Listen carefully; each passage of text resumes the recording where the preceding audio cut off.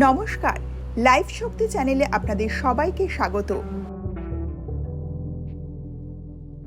এখানে আমরা শোনাই এমন গল্প যা শেখায় জীবনের ইতিবাচক দিক আর মনের শক্তিকে জাগিয়ে তোলার উপায়।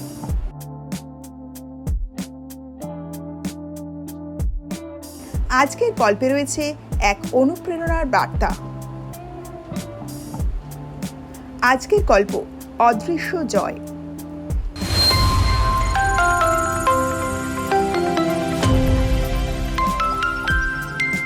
রিয়া নামের এক তরুণী পড়াশোনা ও চাকরির চাপের মধ্যে মানসিকভাবে ভেঙে পড়ছিল।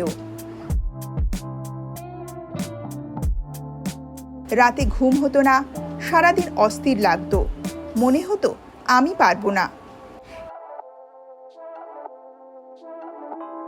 একদিন তার প্রিয় শিক্ষক বললেন, জীবন মানে যুদ্ধক্ষেত্র নয়, এটি শেখার জায়গা। নিজেকে ভালোবাসতে শিখো। রিয়া ছোট ছোট অভ্যাস শুরু করলো। প্রতিদিন 10 মিনিট ধ্যান, কৃতজ্ঞতার জার্নাল লেখা আর ইতিবাচক বাক্য বলা, আমি পারবো। কয়েক সপ্তাহের মধ্যে সে অনুভব করলো নিজের ভেতরের পরিবর্তন। স্ট্রেস কমলো, তার আত্মবিশ্বাস বাড়ল। চাকরির ইন্টারভিউতে সফল হলো, কারণ তার চোখে ছিল শান্তি আর শক্তি। তাহলে আমরা এই গল্প থেকে আজকে কি শিখলাম?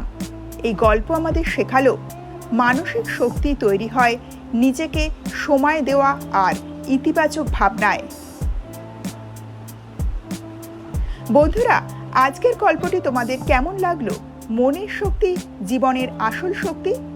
যদি গল্পটি ভালো লেগে থাকে তবে একটা লাইক দিও আর কমেন্টে লিখে জানিও মানসিক শক্তি বাড়ানোর জন্য তোমাদের অভ্যাসগুলি কি। আর সাবস্ক্রাইব করতে একদম ভুলো না লাইফ শক্তি চ্যানেলটিকে। মনে রেখো, নিজের যত্ন নেওয়ার কোনো স্বার্থপরতা নয়, এটি সুস্থ জীবনের প্রথম ধাপ। তাহলে দেখা হবে পরের গল্পে।